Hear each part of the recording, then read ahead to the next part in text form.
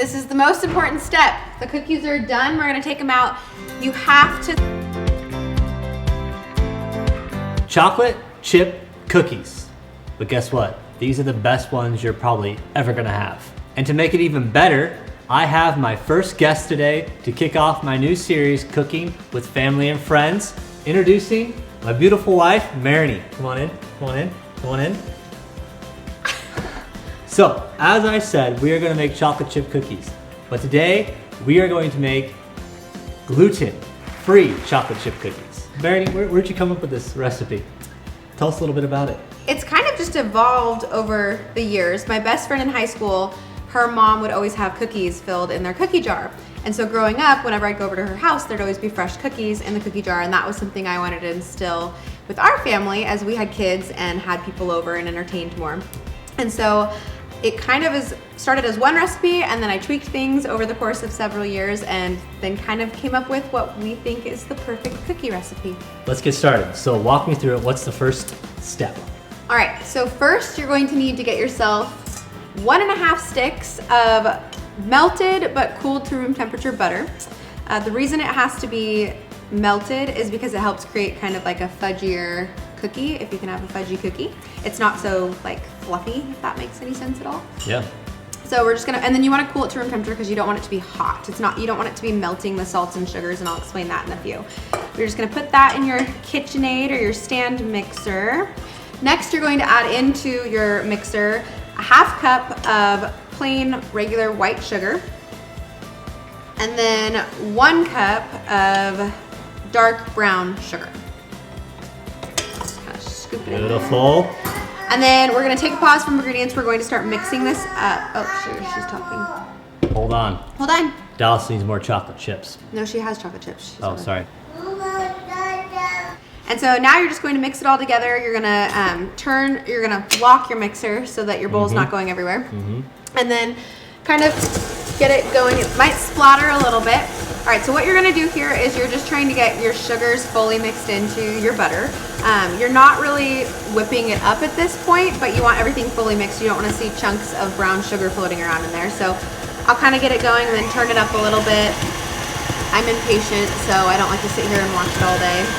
Okay, and you know that this is ready for the next ingredient when the color of your mixture is lighter than the dark brown sugar that you put in the first place. So once you see this color kind of get a little lighter, you're ready to add in your egg yolks. And I've got 2 egg yolks that the important thing is that you want them to be room temperature. A couple years ago, I started doing research on cookies and what makes them better and worse. And the best cookies apparently had room temperature eggs, and we're using just the yolk, just like we're using melted butter. It kind of creates a fudgier cookie in the middle.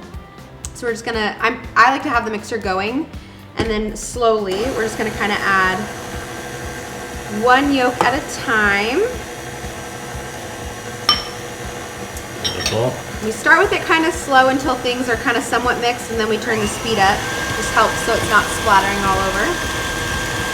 And you're gonna let this kind of do its thing for a couple minutes, because what we're wanting is we're gonna want the color to get even lighter than this, and it's gonna look fluffier. So see how this is a lot lighter and like kind of fluffy? This is exactly what we want. So now we're gonna add in the vanilla. Slowly, just like that? Yep, just kind of slowly add it in just so it doesn't splatter all over. And then just start slow and kind of just get this all mixed in and speed it up. Okay, and then we're gonna put this kind of on slow to medium. Go ahead and add in the baking soda. This is, that was a couple teaspoons of vanilla. I like a strong vanilla flavor. This is a 1/2 teaspoon baking soda. Okay, so one of the other things that makes this recipe so delicious, in my opinion, is I use coarse ground sea salt instead of regular salt. And I use a lot of it. It makes kind of that salty, sweet cookie that everyone seems to enjoy. So this is about a tablespoon of coarse ground sea salt, and I'm just gonna mix this until it's mixed in, but not to where it's overmixed to where the salt starts to dissolve, because I like that like little bit of texture in it. Okay, so there's our salt. Okay, so the salt's added in. We haven't overmixed it because we can still kind of see that texture in there a little bit. Now we're gonna add in, this is 2 cups of gluten-free flour. I like the Bob's Red Mill brand. It's like a 1-to-1 ratio. meaning that you can use the same amount of regular flour. If you were to not care if it was gluten-free, you could just use regular flour in the same quantity. But with this, you want to add it in slowly. Generally 2 cups is what we need, but sometimes you just kind of have to watch the consistency of the dough. Sometimes you need a little less, so you kind of have to eyeball it. So I just add like little bits at a time, like maybe a 1/4 cup at a time, and just slowly kind of incorporate it. Doing great. She gives more detail than I do.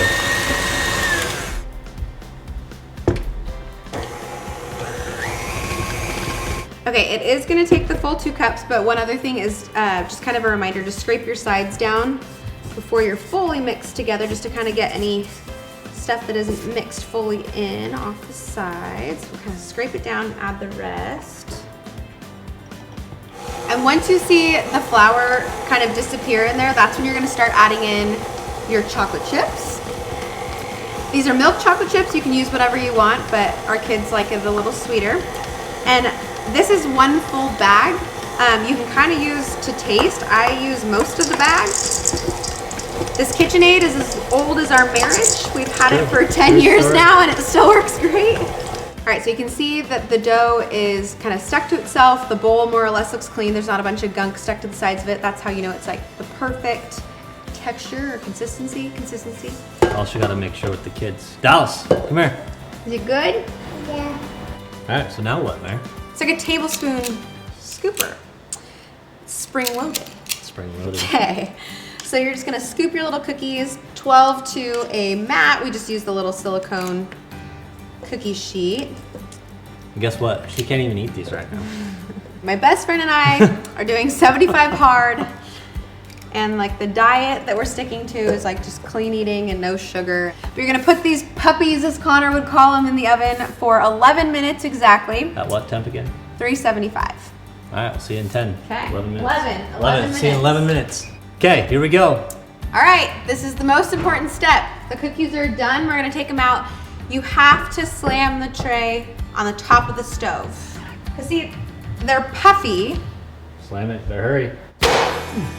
Just like that. It just helps kind of like keep them chewy on the inside, puffy on the outside. Yep. All right, so give it like 10 minutes and then we will show you what we've got. Let's go in for a shot, remember? She can't have any, only I can. It's torture. I'm not a big sweets guy, but gosh, those are my favorite. You get that fudginess, but a little bit of crunch here and there in every bite. It's super delicious. Thank you. What do you? Anytime. And you get a little side note, right? One last little tip would be that if you're gonna make the dough ahead of time, like if you are making it and you don't have time to bake it right away, if you're using gluten-free flour, it does tend to dry out a little bit faster in the dough. So I would suggest making the dough a little stickier, not as perfect as I had it when I showed you on camera, if it's going to sit before you can bake it right away. But other than that, they're super simple. I hope you enjoy. So as always, thank you for watching. New video recipes every week. Dallas wants another cookie. Like, subscribe. Smash that like button. Smash that like button, do all the things. Thanks again for watching. We'll see you next time.